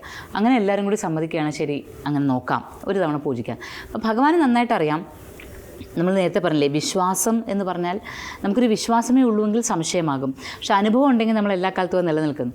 ഇതും ഭഗവാന് നന്നായി അറിയുന്നുണ്ട്. ഭഗവാൻ വിചാരിക്കുകയാണ്, ആ അമ്പാടിയിലുള്ളവർ വിശ്വസിക്കണം, വൃന്ദാവനത്തിലുള്ളവർ അല്ലെങ്കിൽ ബ്രജവാസികൾ വിശ്വസിക്കണമെങ്കിൽ അവർക്കിതൊരു അനുഭവമാവണം അല്ലേ, എന്താണ് യഥാർത്ഥത്തിൽ അവിടെ സംഭവിക്കുന്നത് എന്നുള്ളതൊരു അനുഭവം വരണം. അതിനു വേണ്ടിയിട്ട് ഭഗവാൻ എന്ത് ചെയ്യുന്നറിയോ, ഗോവർദ്ധനഗിരിയായിട്ട് ഭഗവാൻ സ്വയം മാറും. ഭഗവാന്റെ ആ നാരായണ അംശത്തെ ഗോവർദ്ധനഗിരിയിലേക്കാകും. അങ്ങനെയാണ് ഗിരിരാജ് നാരായൺ എന്നുള്ള സാന്നിധ്യങ്ങൾ. എന്നിട്ട് ഭഗവാൻ ഇങ്ങനെ സ്വയം ഗോവർദ്ധനഗിരിയായിട്ട് അവിടെ നിന്നിട്ട്, അപ്പോൾ എല്ലാ തവണയും എല്ലാ വർഷവും ഇവർ നേദ്യം കൊണ്ടുവരും, പ്രസാദം കൊണ്ടുവരും. നമ്മളും പൂജാമുറിയിൽ നേദ്യം വെക്കുന്നു, ആ നേദ്യം അങ്ങനെ തന്നെ എടുത്തിട്ട് പ്രസാദമായിട്ട് എടുക്കണം. അങ്ങനെയാണ് എല്ലാവരും ചെയ്യാറ്. പക്ഷേ അത്തവണ ഈ ഇന്ദ്രനെ പൂജ ചെയ്യുന്നതിന് പകരം ഗോവർദ്ധനഗിരിയെ പൂജ ചെയ്യാം എന്ന് തീരുമാനിച്ചിട്ട് എല്ലാവരും ഗോവർദ്ധന പൂജയ്ക്കായിട്ട് സാധനങ്ങൾ കൊണ്ടുവന്ന് വെക്കും. വിഭവങ്ങളെല്ലാം വെക്കുമ്പോൾ ഇത് മുഴുവൻ ഭഗവാൻ ഭക്ഷിക്കും. അപ്പോൾ ആദ്യമായിട്ടാണ് ഇവരെല്ലാവരും കാണുന്നത് മല ഈ പ്രസാദം സ്വീകരിക്കുന്നു. ഇന്ദ്രന് കൊടുത്തപ്പോൾ സ്വീകരിച്ചിട്ടില്ല, ഈ മല ഇത് സ്വീകരിക്കുന്നു. ഇങ്ങനെ കാണുമ്പോൾ ആൾക്കാർക്ക് അനുഭവമായി. ഈ അനുഭവം ഉണ്ടായതിനു ശേഷമാണ് ഭഗവാൻ ആ ഒരു ഗോവർദ്ധനഗിരിയാണ് ഇനി പൂജിക്കേണ്ടത് എന്നുള്ള ധാരണയിലേക്ക് ഇവരെത്തുന്നതും. പിന്നെ അത് ഇന്ദ്രൻ ഇഷ്ടപ്പെടുന്നില്ല, ഇന്ദ്രൻ മഴ പെയ്യിക്കുന്നു, ഭഗവാൻ ഗോവർദ്ധനഗിരി എടുത്ത് ഉയർത്തുന്നു. ഇതൊക്കെ ഐതിഹ്യത്തിൻ്റെ ഭാഗമാണ്. പക്ഷേ ഈ ഒരു തിരിച്ചറിവ് നമ്മൾക്ക് അനുഭവം ഉണ്ടാകുമ്പോൾ മാത്രമേ നമ്മൾ മലയുടെയും പുഴയുടെയും ഒക്കെ വില മനസ്സിലാക്കുകയുള്ളൂ. അതുവരെയും നമുക്കിതൊക്കെ ഉണ്ട് നമുക്ക്, പക്ഷേ ഇതൊക്കെ തന്നത് വേറെ ആരോ ആണെന്നുള്ള രീതിയിൽ ആ ആളെ പൂജിക്കുക. പക്ഷേ ഇവരെ എല്ലാം വേണ്ട രീതിയിൽ ഉപചരിക്കുകയും ഇവരെ എല്ലാം സംരക്ഷിക്കുകയും ചെയ്താൽ മാത്രമേ എല്ലാ കാലത്തും ഈ ഐശ്വര്യം ഉണ്ടാവുള്ളൂ എന്ന് ഭഗവാൻ പറഞ്ഞു തരികയും ഭഗവാൻ സ്വയം ഗോവർദ്ധനഗിരിയായി മാറുകയും ചെയ്തിരിക്കുകയാണ്. അപ്പോൾ നമ്മളൊരു ഗോവർദ്ധനഗിരിയെ വലം വയ്ക്കുകയെന്ന് വെച്ചാൽ സാക്ഷാൽ നാരായണനെ വലം വയ്ക്കുകയല്ലേ അല്ലേ. മഹാവിഷ്ണു തന്നെ സ്വയം ഗിരിയായി മാറിയെങ്കിൽ ആ ഗിരിയെ വലം വയ്ക്കുക എന്ന് പറഞ്ഞാൽ സാക്ഷാൽ നാരായണനെ വലം വയ്ക്കുക. അപ്പോൾ അതത്രയും പ്രാധാന്യമല്ലേ. അതാണ് ഞാൻ പറഞ്ഞത്, ഒരു ജന്മം മുഴുവൻ എന്നല്ല, ചിലപ്പോൾ ഒരു 7 ജന്മം മുഴുവൻ ഇങ്ങനെ നടന്നാലും ആ വലം വയ്ക്കൽ പൂർത്തിയാവില്ല. ഇവിടെ നമ്മൾക്ക് ഒരു വലിയ അനുഗ്രഹമാണ് ഭഗവാന്റെ ആ ഒരു സ്വരൂപത്തെ ഒരു ചെറിയ രൂപത്തിൽ കാണാം. ഒട്ടും ഉയരമില്ലാത്തൊരു ചെറിയ പർവ്വതമാണ് ഗോവർദ്ധനഗിരി. നീളമുണ്ട്, 8.5 കിലോമീറ്ററോളം നീളമുണ്ട്. അപ്പോൾ ആ പർവ്വതത്തെ നമ്മളിങ്ങനെ അതറിഞ്ഞ് ഈ സത്യമറിഞ്ഞ് ഈ ഒരു എന്താ പറയുക, ഭഗവാൻ എന്താണ് ഉദ്ദേശിച്ചത് നമ്മളിലൂടെ, നമ്മൾ എന്ത് ചെയ്യണം, ഭഗവാൻ കൃഷ്ണഭക്തരാണെങ്കിൽ നമ്മൾ എന്ത് ചെയ്യണം, ഇതൊക്കെ മനസ്സിലാക്കിക്കൊണ്ട് ആ ഗോവർദ്ധനഗിരിയെ വലം വയ്ക്കുമ്പോൾ ഈ ഓരോ തവണ ഇപ്പോൾ പലരും നമ്മളുടെ യാത്രകളിൽ വരുന്നവർക്ക് അയ്യോ ഇത്ര കിലോമീറ്റർ, 24 കിലോമീറ്ററാണ് ശരിക്കും ഗോവർദ്ധനഗിരി പരിക്രമ. അപ്പോൾ 24 കിലോമീറ്റർ വലം വയ്ക്കാൻ സാധിക്കില്ല, എന്നെക്കൊണ്ട് പറ്റില്ല, ഞാൻ ഇത്രയും നടന്നിട്ടില്ല, 1 കിലോമീറ്റർ നടന്നിട്ടുള്ളൂ അല്ലെങ്കിൽ 2 കിലോമീറ്റർ നടന്നിട്ടുള്ളൂ, അല്ലെങ്കിൽ പലപ്പോഴും പലർക്കും പലതരം ആരോഗ്യ പ്രശ്നങ്ങൾ, ഇതെല്ലാം പലർക്കും ആദ്യം ഒരു ആശങ്കയും തടസ്സവും ഒക്കെ ആയിട്ട് തോന്നും. പക്ഷേ പതിയെ പതിയെ നമ്മളുടെ സത്സംഗങ്ങളിലൂടെയും പിന്നെ അവിടെ നിന്ന് കിട്ടുന്ന എനർജിയും ഒക്കെ ആയി കഴിയുമ്പോൾ ചെയ്ത് നോക്കാം എന്നുള്ളൊരു തോന്നലിലേക്ക് വരും. എന്നാൽ ഗംഭീരമായിട്ട് ഗോവർദ്ധനഗിരി പരിക്രമ അവർക്ക് പൂർത്തിയാക്കാൻ സാധിക്കാറുള്ളത് അവരുടെ ഗുണം കൊണ്ടാണ്. അവരുടെ ആ ഗുണം അപ്പോൾ ഉണരുകയാണ്. അപ്പോൾ മനുഷ്യരിലെല്ലാം ഇത്തരത്തിൽ ചില ഗുണങ്ങൾ ഗുപ്തമായിരിപ്പുണ്ട്. നമ്മൾ വിചാരിക്കുകയാണ് നമ്മളെക്കൊണ്ട് സാധിക്കില്ല. ഇപ്പോൾ ചന്ദ്രനിലേക്ക് പോകാൻ പറ്റും എന്നുള്ളത് ആരുടെയോ ഒരു വേഗമായിട്ടുള്ളൊരു തോട്ടായിരിക്കില്ലേ ഒരു കാലത്ത്. അത് പിന്നീട് സത്യമായിട്ട് ഭവിച്ചതുപോലെ നമ്മൾ വിചാരിക്കുക നമ്മളെക്കൊണ്ട് സാധിക്കുമെന്ന് വിചാരിക്കുക, നമ്മളെക്കൊണ്ട് സാധിക്കില്ല എന്ന് പലർ പറയുന്ന കാര്യം പോലും സാധിക്കുമെന്ന് വിചാരിച്ചാൽ അത് സാധിപ്പിക്കാനുള്ള ഊർജ്ജം ഈ പ്രപഞ്ചത്തിലുണ്ട്. അപ്പോൾ അതുകൊണ്ട് തന്നെ ഗോവർദ്ധനഗിരി പരിക്രമ എന്ന് പറയുന്നത് ഒരു മലയെ നമ്മൾ പരിക്രമ ചെയ്യുന്നതല്ല. നമ്മളുടെ ജീവിതത്തിലേക്ക് വരുന്ന പല പ്രശ്നങ്ങളാകുന്ന വൻമലകളെ വലം വെച്ച് അത് പരിഹരിക്കാനും അതുപോലെ തന്നെ ജീവിതത്തിലെ ആനന്ദങ്ങളെ ഉൾക്കൊള്ളുവാനും ജീവിതമെന്ന് പറയുന്നൊരു വലിയ അവസരമാണെന്ന് മനസ്സിലാക്കാനും ഒക്കെയുള്ളൊരു അവസരം കൂടിയാണ് ആ ദിവസം. അതുകൊണ്ട് അന്നത്തെ ദിവസം മുഴുവനും ഗോവർദ്ധനം എന്ന് വീണ്ടും പറയാം. ഗോ എന്നുള്ള വാക്കിന് നമ്മളുടെ ഇന്ദ്രിയങ്ങൾ എന്ന് കൂടി അർത്ഥമുണ്ട്. അപ്പോൾ ഗോവർദ്ധനം എന്ന് പറഞ്ഞാൽ നമ്മുടെ ഇന്ദ്രിയങ്ങളിൽ വർദ്ധനവ് എന്ന് പറഞ്ഞാൽ അതിൻ്റെ ശരിക്കുള്ള അർത്ഥം എന്താണെന്ന് വെച്ചാൽ ഇന്ദ്രിയങ്ങൾ വർദ്ധിക്കുക എന്നുള്ളതല്ല. ഇന്ദ്രിയങ്ങളുടെ ഇപ്പോൾ കണ്ണ് ഒരു ഇന്ദ്രിയമാണെങ്കിൽ അതിൻ്റെ കാഴ്ചാശക്തി വർദ്ധിക്കുക. നമ്മൾ ഈ കാണുന്ന ഈ ലോകത്തിനും അപ്പുറത്ത് നമ്മൾ കാണാത്ത ചില തലങ്ങളുണ്ടെന്ന് അറിയാൻ പറ്റുന്നത് ഗോവർദ്ധനം. ചെവി കൊണ്ട് കേൾക്കുന്നതിനും അപ്പുറത്ത് ചിലത് കേൾക്കാനുണ്ടെന്ന് അറിയുന്നത് ഗോവർദ്ധനം. ഇങ്ങനെ ആ ഇന്ദ്രിയങ്ങളെ ഉണർത്തുന്ന ഒരു അനുഭവമാക്കിയിട്ട് മാറുക. ആ ഇന്ദ്രിയങ്ങളെ ഉണർത്തുക എന്ന് പറഞ്ഞാൽ അതൊരു തരം സാത്വികമായ തലങ്ങളിലേക്ക് നമ്മളെ ഉണർത്തിക്കൊണ്ട് പോകുന്ന ആ അവസ്ഥയാണ് നമ്മൾ ഗോവർദ്ധനം എന്ന് വിശേഷിപ്പിക്കുന്നത്. അപ്പോൾ അതുകൊണ്ട് തന്നെ അതൊരു വെറും ഒരു വലം വെക്കലല്ല, ഒരാളുടെ ജന്മത്തെ തന്നെ മാറ്റുന്ന ഒരു അപൂർവ അനുഭവമാണ്. അപ്പോൾ 24 കിലോമീറ്റേഴ്സ് ആണെന്ന് പറഞ്ഞു നമുക്ക് വലം വയ്ക്കാൻ. ഈ മോക്ഷയുടെ ഈ വൃന്ദാവന യാത്രയ്ക്ക് എന്തെങ്കിലും ഏജ് റെസ്ട്രിക്ഷൻ ഉണ്ടോ? അതായത് കൊച്ചുകുട്ടികൾ വരാൻ പാടില്ല, ഇല്ലെങ്കിൽ ഒത്തിരി പ്രായവർ വരാൻ പാടില്ല. കാരണം ഇങ്ങനെ നമുക്ക് കുറച്ച് ടീഡിയസ് ആയിട്ടുള്ളൊരു ആക്ടിവിറ്റി ആണല്ലോ. അപ്പോൾ അങ്ങനെ ഒരു ഏജ് റെസ്ട്രിക്ഷൻ ഉണ്ടോ? ഏജ് റെസ്ട്രിക്ഷൻ ഇല്ല, പക്ഷേ വേറൊരു റെസ്ട്രിക്ഷൻ ഉണ്ട്. ആറ്റിറ്റ്യൂഡ് അതില്ല എന്നുണ്ടെങ്കിൽ വരരുത് എന്നുള്ളത്. ആറ്റിറ്റ്യൂഡ് ഉണ്ട് എന്നുണ്ടെങ്കിൽ ഏത് പ്രായക്കാർക്കും വരാം. ഇപ്പം നമ്മളുടെ യാത്രയിൽ തന്നെ 86 വയസ്സ് 88 വയസ്സൊക്കെയുള്ള അവർക്ക് നടക്കാം എന്ന് തോന്നിക്കഴിഞ്ഞാൽ അവർ നടന്ന് തന്നെ പരിക്രമ ചെയ്യാറുണ്ട്. അത് നടന്ന് തന്നെ മുഴുവൻ പരിക്രമ ചെയ്യാറുണ്ട്. അതുപോലെ 3 വയസ്സായ കുട്ടി, 3 വയസ്സായ ഒരു കുഞ്ഞ് ഗണേഷ്, അവൻ പരിക്രമ ചെയ്തിട്ടുണ്ട്. 3 വയസ്സ് 4 വയസ്സുള്ള ആളുണ്ടായിരുന്നു, 5 വയസ്സ് 6 വയസ്സ് അങ്ങനെയുള്ള പ്രായത്തിലുള്ള കുട്ടികൾ പരിക്രമ ചെയ്യാറുണ്ട്, ഇത്രയും കിലോമീറ്റർ നടക്കാറുണ്ട്. അതുപോലെ തന്നെ നല്ല പ്രായമുള്ളവരും. നമ്മൾ ആദ്യം തന്നെ യാത്രയ്ക്ക് പുറപ്പെടുന്നതിന് മുന്നേ തന്നെ പറയും, പ്രായം പറഞ്ഞിട്ട് ആരും ഒരു എക്സ്ക്യൂസും എടുക്കരുത്. കാരണം എന്ന് വെച്ചാൽ പ്രായം ഒരു വെറും നമ്പർ മാത്രമാണ്. നമ്മൾക്ക് ആറ്റിറ്റ്യൂഡ് ഉണ്ട് എന്നുണ്ടെങ്കിൽ എന്തും സാധിക്കും. അപ്പോൾ അങ്ങനൊരു ധാരണയോടുകൂടി വരുമ്പോൾ അത് പരിക്രമ ചെയ്യാൻ പറ്റും. ആ ആറ്റിറ്റ്യൂഡിന് പ്രശ്നമുണ്ട്. പിന്നെ അതുപോലെ സിവിയർ ഹെൽത്ത് ഇഷ്യൂസ് ഉള്ളവർ പറ്റില്ല എന്നുള്ളവർ, അവർക്കൊന്നും അത് പറ്റില്ല എന്നുള്ളത് നമുക്ക് മനസ്സിലാവും. അങ്ങനെ അല്ലാതെ ഒരു 20% നമ്മൾ റെഡിയാണെങ്കിൽ ബാക്കി 80% അവിടെ ഗോവർദ്ധനം നോക്കിക്കോളും. അങ്ങനെയാണ് പരിക്രമം. അപ്പോൾ അതുകൊണ്ട് ഏജ് റെസ്ട്രിക്ഷൻ നമുക്കില്ല. ആറ്റിറ്റ്യൂഡ് ഉണ്ടെങ്കിൽ ഇപ്പോൾ 30, 35, 40 വയസ്സ് അല്ലെങ്കിൽ 20 വയസ്സായിക്കോട്ടെ, ആറ്റിറ്റ്യൂഡ് ഇല്ലെങ്കിലോ എനിക്കിതൊന്നും ചെയ്യണ്ട, അല്ലെങ്കിൽ എനിക്കിതൊന്നും അറിയണ്ട, എനിക്കിതൊന്നും മനസ്സിലാക്കണ്ട, എനിക്ക് നടക്കണ്ട എന്നാണെങ്കിൽ അയാൾക്ക് നടക്കാൻ പറ്റില്ല. എന്ത് വന്നാലും പറ്റില്ല. അതിനെ ആര് വിചാരിച്ചാലും നടക്കില്ല. നമ്മളുടെ ആറ്റിറ്റ്യൂഡ് കറക്റ്റാണ്, അല്ലെങ്കിൽ നമ്മുടെ ആറ്റിറ്റ്യൂഡ് റൈറ്റ് വേയിലാണെന്നുണ്ടെങ്കിൽ ഒക്കെ സാധിക്കും. അതിനൊരു ഏജോ അല്ലെങ്കിൽ ഒരു ഹെൽത്ത് ഇഷ്യൂ ഒന്നും ഒരു തടസ്സമല്ല എന്നുള്ളത് എൻ്റെ അനുഭവത്തിൽ, ഇതുവരെയുള്ള യാത്രയുടെ അനുഭവത്തിൻ്റെ വെളിച്ചത്തിൽ ഞാൻ പറയാം. ഇനി അടുത്തൊരു ചോദ്യം എനിക്ക് അറിയാൻ താല്പര്യമുള്ള, അല്ലെങ്കിൽ എനിക്ക് ചേച്ചിയോട് ചോദിച്ച് അറിയണമെന്നുള്ളൊരു ചോദ്യമാണ്. ഇപ്പോൾ കൃഷ്ണൻ എന്ന് പറഞ്ഞാൽ നമ്മുടെ മനസ്സിൽ ഉടനെ വരുന്ന വേറൊരു പേര് രാധയുടെയാണ്, ഇല്ലേ? അപ്പോൾ കൃഷ്ണനും രാധയും തമ്മിലുള്ള പ്രണയം വളരെ നിഗൂഢമായ, ഗാഢമായ, അതായത് ഒരു നമ്മൾ പ്രണയത്തിൻ്റെ എക്സാമ്പിളായിട്ട് തന്നെ കൃഷ്ണനെയും രാധയും പലപ്പോഴും എടുക്കാറുണ്ട്. അങ്ങനെ ആയിരുന്നിട്ട് കൂടിയും എന്തുകൊണ്ടായിരിക്കും കൃഷ്ണൻ രാധയെ വിവാഹം കഴിക്കാത്തത്? എനിക്ക് ഉത്തരം പറയാൻ വളരെ സന്തോഷമുള്ള ചോദ്യമാണ്. പക്ഷേ ഉത്തരം ഒരിക്കലും പൂർണ്ണമാക്കി പറയാനും നമുക്കാവില്ല. അതാണ് ശരിക്കും പറഞ്ഞാൽ രാധയെക്കുറിച്ച് പറഞ്ഞാൽ ഒന്നും പൂർണ്ണമായിട്ട് പറയാൻ നമുക്ക് സാധിക്കില്ല എന്നുള്ളതാണ് ഞാൻ മനസ്സിലാക്കിയിരിക്കുന്നത് ഇതുവരെ. പിന്നെ രാധയും കൃഷ്ണനും എന്തുകൊണ്ട് കൃഷ്ണൻ രാധയെ വിവാഹം കഴിച്ചില്ല എന്നുള്ളതിനൊരു പ്രധാന ചോദ്യം. എനിക്ക് എന്നെ എങ്ങനെയാണ് വിവാഹം കഴിക്കാൻ പറ്റുക? ഞാൻ എങ്ങനെയാണ് എന്നെ വിവാഹം കഴിക്കുന്നത്? എനിക്ക് മറ്റൊരാളെ വിവാഹം കഴിക്കാൻ പറ്റുള്ളൂ. രാധയും കൃഷ്ണനും രണ്ടല്ല, അതൊന്നാണ്. അതുകൊണ്ട് തന്നെ അവർ തമ്മിലുള്ള പ്രണയം എന്നൊക്കെ പറയുന്നത് ശരിക്കും ഒരു പ്രപഞ്ച സത്യത്തിൻ്റെ പരമമായിട്ടുള്ള ഊർജ്ജ സ്വരൂപങ്ങളാണ്. ഒരേ രൂപം തന്നെ രണ്ടായിട്ട് അവതരിച്ചതാണ് രാധയും കൃഷ്ണനും. അത് രണ്ടല്ല, ഒന്ന് തന്നെയാണ്. അതുകൊണ്ട് തന്നെ രാധയും കൃഷ്ണനും എന്തിനാണ് ഈ ഭൂമിയിൽ അവതാരം കൈക്കൊണ്ടത് എന്നുള്ളത്. കൃഷ്ണാവതാരം എന്തിനു വേണ്ടിയിട്ടായിരുന്നു എന്ന് ചോദിച്ചാൽ നമുക്ക് പല കാര്യങ്ങൾ പറയാൻ പറ്റും. ഇപ്പോൾ ശ്രീരാമൻ്റെ അവതാരം എന്തിനായിരുന്നു? രാവണ നിഗ്രഹം എന്ന് പറയാം. വരാഹമൂർത്തി ഭൂമിയെ ഉയർത്തിക്കൊണ്ടുവരുന്നതിന്. ഇങ്ങനെ പല കാര്യങ്ങൾ പറയാൻ പറ്റുമ്പോഴും കൃഷ്ണൻ്റെ അവതാരത്തിൽ നമുക്ക് ഒന്നല്ല പറയാൻ വരുന്നത്. ഇങ്ങനെയൊക്കെ ആയിക്കൂടെ? നമുക്ക് ഏറ്റവും എളുപ്പത്തിൽ പറയാൻ പറ്റുന്നത് ധർമ്മത്തെ സംരക്ഷിക്കാൻ വേണ്ടിയിട്ടാണ് ഭഗവാന്റെ അവതാരം. ശരിക്കും ഈ മനുഷ്യകുലത്തിലേക്ക് അല്ലെങ്കിൽ ഈ പ്രപഞ്ചത്തിലേക്ക് ആനന്ദത്തെ നിറയ്ക്കാനുള്ള വഴികൾ തിരയലായിരുന്നു ഭഗവാന്റെ അവതാര ഉദ്ദേശം എന്നാണ് എൻ്റെ അന്വേഷണ യാത്രയിൽ ഞാൻ മനസ്സിലാക്കുന്നത്. അപ്പോൾ അതിന് ഒരു ഫോം പോരാ, രണ്ടും വേണം. സ്ത്രീയും പുരുഷനും രണ്ട് ശക്തിയായി നിന്നുകൊണ്ട് വേണം. അതുകൊണ്ട് ഒരേ ശക്തി തന്നെ രണ്ടായിട്ട് അവതരിച്ചതായിട്ടാണ് മനസ്സിലാക്കേണ്ടത്. അപ്പോൾ അതുകൊണ്ട് തന്നെ രണ്ടല്ല ഒന്നാണെന്ന് പറയുമ്പോൾ എങ്ങനെ എനിക്ക് എന്നെ തന്നെ വിവാഹം കഴിക്കുന്നുള്ളൊരു ചോദ്യത്തിൽ കൃഷ്ണനും രാധയും തമ്മിലുള്ള ബന്ധം മുഴുവനും വ്യക്തമാണ്. ആ പ്രണയവും ആ പരസ്പരമുള്ള ഒത്തുചേരലും ഒക്കെ അതിനകത്ത് വ്യക്തമാണ്. കാരണം ഞാൻ എന്നെ തന്നെ അറിയുകയും ഞാൻ എന്നെ തന്നെ അക്സെപ്റ്റ് ചെയ്യുകയും ഞാൻ എന്നെ തന്നെ സന്തോഷിപ്പിക്കുകയും ഞാൻ എന്നോട് തന്നെ പരിഭവിക്കുകയും ഒക്കെ ചെയ്യുന്ന ഭാവങ്ങളെയാണ് രാധയും കൃഷ്ണനും കൂടി പറഞ്ഞു തരുന്നത് വൃന്ദാവനത്തിൽ. അപ്പോൾ അതുകൊണ്ടൊരു പ്രണയം എന്നുള്ള വാക്കിൽ അതിനെ നമുക്ക് ഒതുക്കാനാകില്ല. അതിനും അപ്പുറത്തെ ഗാഠമായ ഒരു ആത്മബന്ധമാണ്. ഇപ്പോൾ മഹാദേവൻ, ശിവന് ശക്തി, ബ്രഹ്മാവിന് സരസ്വതി, മഹാവിഷ്ണുവിന് ലക്ഷ്മി എന്ന് പറയും. നമ്മൾ തന്നെ പറയുന്നുണ്ട്, ശിവനിൽ ശക്തിയില്ലെങ്കിൽ, ഈ ഈകാരമില്ലെങ്കിൽ ശിവൻ ഒരു കർമ്മവും ചെയ്യാൻ പറ്റാത്ത നിശ്ചലമായ അവസ്ഥയിലാകും എന്ന് പറയുന്ന പോലെ തന്നെ ശ്രീകൃഷ്ണ അവതാര കാലത്ത് ശ്രീകൃഷ്ണന് ആ ആനന്ദത്തെ പ്രചരിപ്പിക്കുവാനുള്ള ഊർജം കൊടുക്കുന്ന ആ ശക്തി ഏതോ ആ ശക്തിയാണ് രാധ എന്ന് വിശേഷിപ്പിക്കുന്നത്. അതുകൊണ്ടാണ് രാധേ രാധേ എന്ന് ജപിച്ചുകൊണ്ടാണ് അവിടെ വൃന്ദാവനത്തിൽ എല്ലാവരും നടക്കുന്നത്. അപ്പോൾ ഭഗവാൻ തന്നെ പറഞ്ഞിട്ടുണ്ട്, ആരാണോ രാ എന്ന് ജപിക്കുന്നത് അവർക്ക് മുന്നിൽ ഞാൻ വന്ന് നിൽക്കും.